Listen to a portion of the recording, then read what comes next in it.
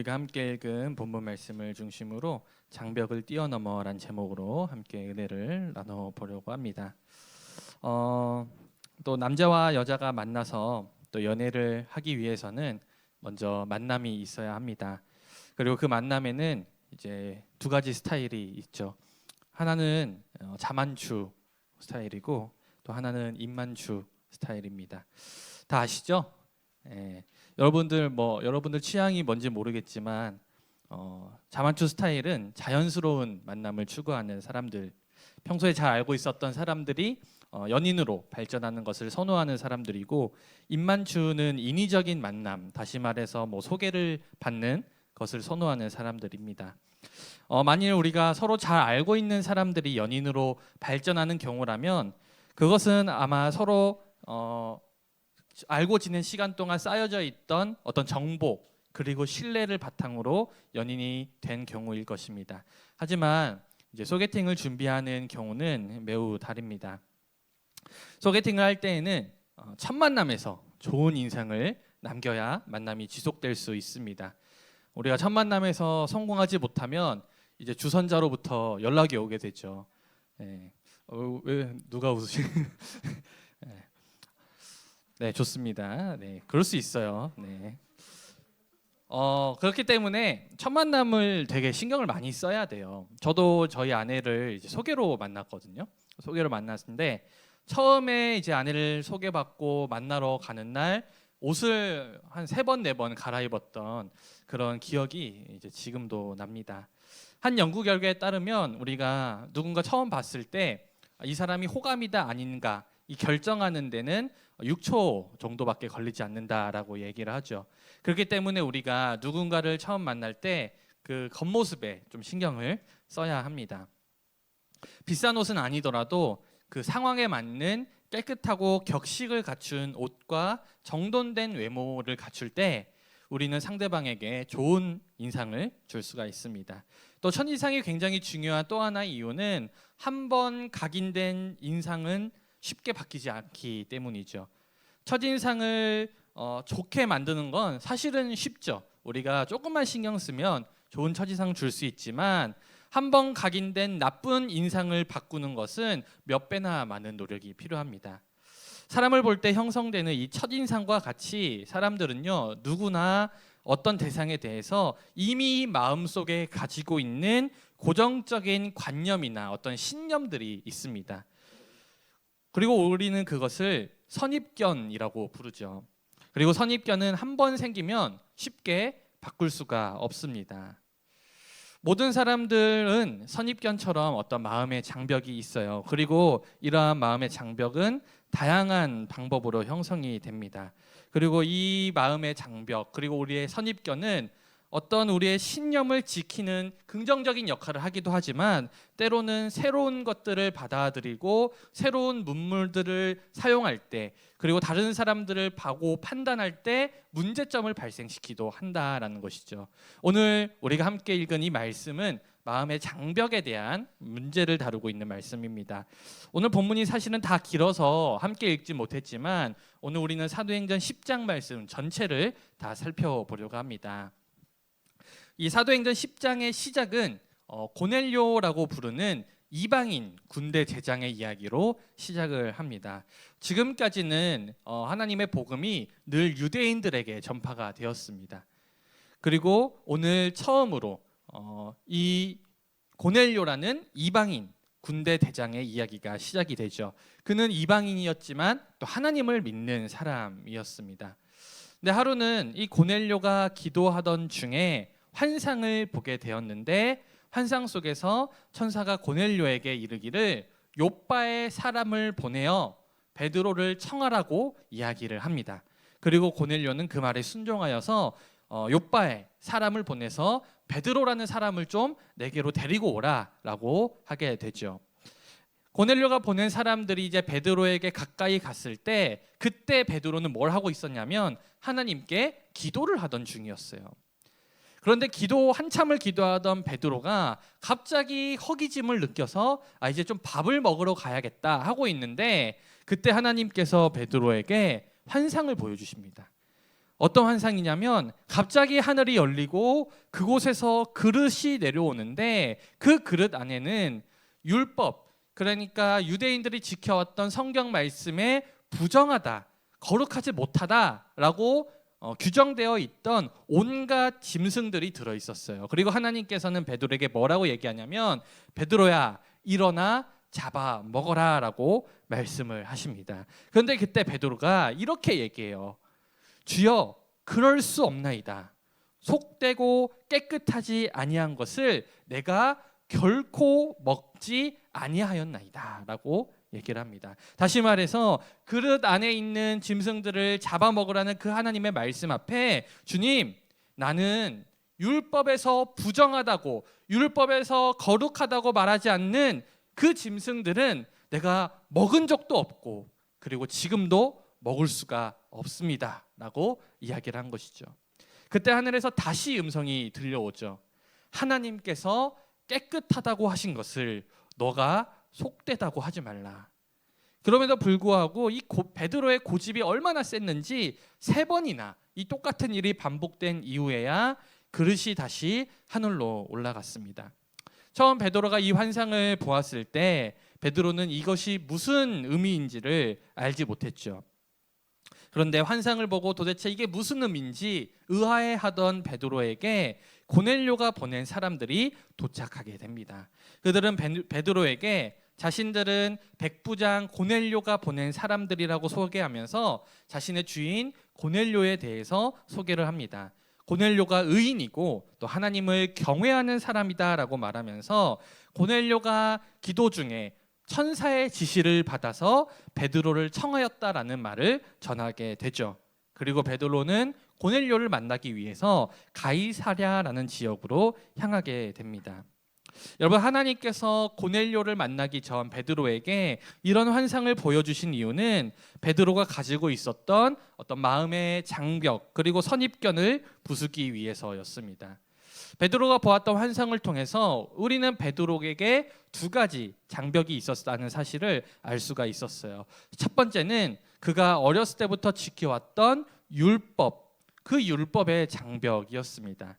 여러분 구약의 율법은 거룩한 것과 거룩하지 않은 것을 아주 철저하게 구별하고 있습니다. 왜냐하면 이 구약의 이스라엘 백성들은 이방 나라 가운데 살아야 했기 때문에 이들이 도대체 무엇이 하나님이 기뻐하시는 일인지 무엇이 하나님께서 기뻐하지 않는 일인지 알지 못했기 때문에 하나님께서는 율법을 통해서 하나님이 무엇을 기뻐하시고 무엇을 기뻐하지 않으시는지 알려주셨고 또 그 율법을 통해서 이스라엘 백성들의 정체성을 지켰을 뿐만 아니라 공동체 안에 질서를 세우게 하셨습니다.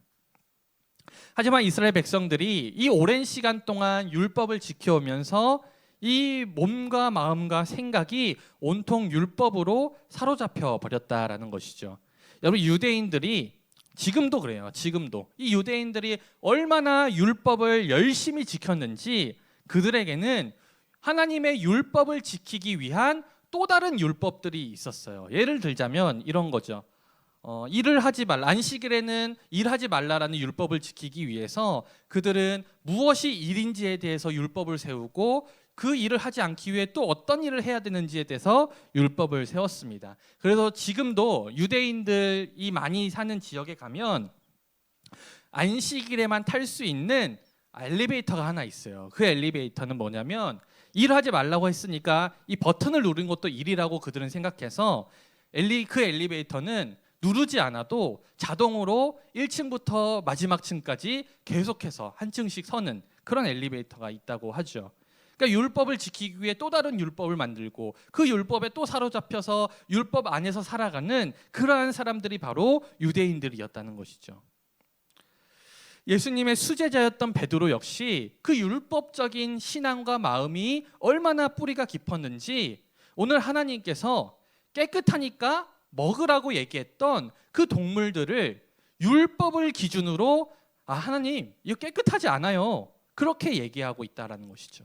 그러니까 베드로에게는 율법이 하나의 마음의 장벽으로 작용하고 있었다라는 것입니다. 두 번째로 베드로가 가졌던 장벽은 습관의 장벽이었어요. 그릇에 있는 것을 잡아먹으라는 그 하나님의 말씀에 베드로가 뭐라고 얘기했냐면, 주님, 나는 지금까지 그런 것을 먹은 적이 없습니다라고 얘기했어요. 지금까지 내가 그런 것들을 먹어본 적이 없어요. 여러분, 오랫동안 되풀이되어서 그렇게 하는 것이 규칙처럼 되어 있는 일, 그것이 바로 우리가 습관이라고 말하는 것에 대한 사전적인 정의입니다.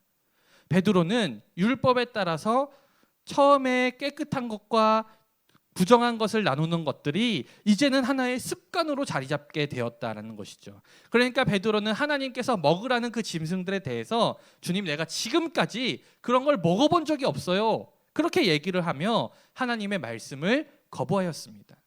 그러니까 베드로는 자신의 습관 때문에 하나님의 말씀에 순종하지 못하는 습관의 장벽을 가지고 있었다라는 것이죠. 사랑하는 여러분, 이러한 모습은요, 베드로의 모습만은 아닙니다. 바로 지금 이 시대에 우리의 모습도 베드로의 모습과 크게 다르지 않다라는 것이죠. 왜냐하면 우리 모두에게는 각자가 다른 장벽들이 있고, 이러한 장벽들이 때로는 우리가 하나님의 말씀을 온전히 믿는데 장애물이 되기 때문입니다. 하지만 신앙생활에서 우리가 가지고 있는 이 장벽들이 얼마나 무서운 것인지 오늘 우리는 베드로의 모습을 통해서 알 수가 있어요. 유대인들에게 처음 율법을 주신 것이 하나님이었고, 유대인들은 하나님께 순종하기 위해 율법을 지켰습니다. 그런데 어느 순간 율법 자체가 하나의 선입견과 장벽이 되어버리니까 이제는 베드로는 자신에게 들려오는 하나님의 말씀을 율법을 근거로 불순종하는 그러한 아이러니한 현상이 벌어지게 된 것이죠. 하나님의 말씀에 순종하기 위해 율법을 지켰는데 이제는 율법 때문에 하나님의 말씀에 불순종하게 되는 그런 일이 발생하게 됐다라는 것이죠. 그래서 하나님께서는 베드로에게 이러한 환상을 보여주심으로써 그가 가지고 있었던 그 마음의 장벽, 그 마음의 선입견, 이런 것들을 무너뜨리고 베드로가 그것을 넘어서기를 원하셨다라는 것이죠. 오늘 하나님께서 베드로의 마음에 있는 그러한 장벽들을 넘어서게 하시고자 했던 것은 사실은 먹는 문제 때문은 아니었어요. 먹는 게 사실 뭐가 대수겠습니까? 그냥 안 먹으면 되죠. 그런데 더 중요한 것은 베드로뿐만 아니라 모든 유대인 기독교인들이 가지고 있었던 그 장벽이 복음 전파를 막고 제한하고 있었다는 사실이죠. 앞서 얘기했듯이 율법은요, 거룩한 것과 부정한 것을 나누고 있는데 유대인들은 뭐라고 생각했냐면 율법을 지키는 유대인들은 거룩한 사람이고 율법을 알지 못하고 율법을 지키지 않는 이방인들은 부정한 사람이라는 생각을 했습니다. 그래서 유대인들은 이방인들을 상종하지도 않았습니다. 문제는 이러한 이방인들에 대한 그 부정적인 시각과 그 마음에 있는 선입견들이 유대인 기독교인들 사이에서도 당연시 되어져 왔다라는 사실이죠. 하나님께서는 이러한 유대인 기독교인들이 가지고 있었던 그 선입견, 그 마음의 장벽이 계속되는 한 복음 전파가 어렵다는 사실을 알고 계셨습니다. 그래서 오늘 베드로에게 환상을 보여주시면서 그가 가지고 있었던 마음의 장벽을 부수고자 하셨다라는 것이죠. 그래서 처음에 베드로는 그 환상을 봤을 때 그게 무슨 의미인지 알지 못했지만 고넬료를 만난 이후에 베드로는 그 환상의 의미를 깨닫게 되었습니다. 그래서 고넬료를 만난 베드로는 이렇게 얘기를 합니다. 이르되 유대인으로서 이방인을 교제하는 것과 가까이 하는 것이 위법인 줄은 너희도 알거니와 하나님께서 내게 지시하사 아무도 속되다 하거나 깨끗하지 않다 하지 말라 하시기로 부름을 사양치 아니하고 왔노라라고 이야기를 합니다. 여러분, 유대인과 이방인이 교제하는 것이 위법이라고 얘기하죠. 당시 유대인들이 생각하던 것이 그런 거였어요. 유대인들은 이방인들과 얘기해서도 안 돼. 그들을 가까이 해서도 안 돼. 왜냐? 그들은 율법에 근거하여 더러운 사람들이기 때문이야. 그런데 오늘 베드로는 얘기합니다. 하나님께서 내게 지시하사 아무도 속되다 하거나 깨끗하지 않다 하지 말라 하시기로 부름을 사양치 않고 왔노라. 여러분, 처음 베드로는 그가 가졌던 그 마음의 장벽을 넘기가 쉽지가 않았습니다. 무려 3번이나 하나님의 말씀을 거부했어요. 그러나 베드로는 하나님이 보여주신 환상의 의미를 깨닫게 되자 고넬료를 만나기 위해 지금까지 자신이 가지고 있었던 이방인은 더러운 사람들이야, 이방인은 거룩하지 않아, 그 마음의 장벽을 넘어서 하나님의 말씀에 따라 고넬료를 만나기 위해 나아갔습니다. 그리고 베드로는 지금까지 자신이 속되다고 생각했던 그 이방인에게 복음을 전파하게 되죠. 그때 놀라운 일이 벌어지게 됩니다. 바로 오늘 우리가 함께 읽었던 말씀에서처럼 고넬료에게 성령이 임하게 된 것이죠. 베드로와 함께 있던 유대인들은 할례받지 않은 이방인, 율법을 지키지 않는 그 이방인에게 성령이 임한 것을 보고 깜짝 놀랐습니다.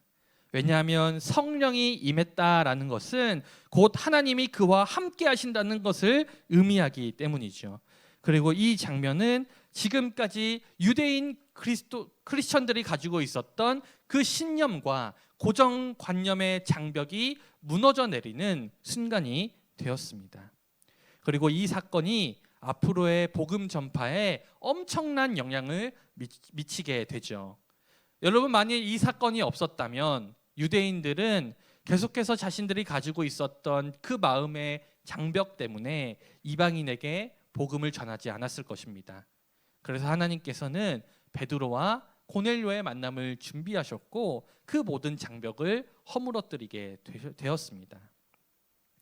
우리가 지난번에 살펴본 사울, 이 사울이 예수님을 만났던 사건은 한 사람의 과거의 경력이 어떠하든지 그가 무슨 일을 했든지 간에 하나님이 부르시고 하나님이 선택하시면 누구나 복음 안으로 들어올 수 있다는 그러한 것을 알려주는 상징적인 사건이었다면, 오늘 베드로와 고넬료의 만남은 그의 출신이나 그의 신분과 상관없이 하나님이 부르시면 누구나 복음 안으로 들어올 수 있다라는 상징적인 선언이었습니다. 그러므로 이것은 한 개인의 구원 사건이 아니라 이제는 복음이 예수님의 말씀대로 땅 끝까지 전파될 것임을 암시하는 아주 중요한 사건이라는 것이죠. 그리고 이 중요한 사건이 베드로라는 한 사람이 자신이 지금까지 가지고 있었던 마음의 장벽, 선입견을 넘어설 때 시작되었습니다. 사랑하는 여러분, 우리도 마음의 장벽들 그리고 선입견들을 가지고 있습니다. 그것이 어쩌면 우리가 문화적, 사회적으로 가지고 있는 선입견이 될 수도 있고, 때로는 반복적인 행동으로 굳어진 습관 때문일 수도 있고, 때로는 세상이 말하는 지식이나 상식이 될 수도 있습니다. 물론 그것들이 전부 나쁜 것이라 말할 수는 없지만 분명한 것은 때때로 내가 가지고 있는 생각과 내가 가지고 있는 선입견과 내가 가지고 있는 신념들이 고정관념이 되어서 하나님의 말씀을 온전히 순종하는데 장애물이 되기도 한다라는 사실입니다. 우리에게는 수많은 장벽이 있어서 때로는 하나님의 말씀을 온전히 바라보지 못하고 말씀에 온전히 순종하지 못합니다. 하지만 우리가 전심으로 깨달아야 될 사실은 하나님의 말씀 외에는 우리의 모든 생각과 장벽들은 나의 편협한 생각으로 세운 무너질 수밖에 없는 장벽이라는 사실입니다. 어쩌면 우리는 항상 순종하지 못할 이유를 찾아내고 그것을 근거로 스스로 장벽을 세우는지도 모릅니다. 하지만 성경은 그렇게 말하고 있지 않아요. 하나님께서는 모세를 80세에 부르셨고 돈이 없어 추수하고 남은 이삭을 주우러 다니던 과부 롯을 통해서 예수님의 계보를 이어나가십니다. 예수님은 사회적으로 지탄받던 세리를 자신의 제자로 부르셨고 그리스도인들을 핍박하던 사울을 불러서 그리스도를 전파하는 사도로 세우셨습니다. 그리고 오늘 말씀에서도 이 유대인들이 구원의 대상이 아니라 생각했던 이방인 고넬료를 선택하셔서 그에게 성령을 주시죠. 그렇게 하나님의 말씀은 우리에게 선입견을 가지고 무엇이든지 제한하지 말라고 말씀하십니다.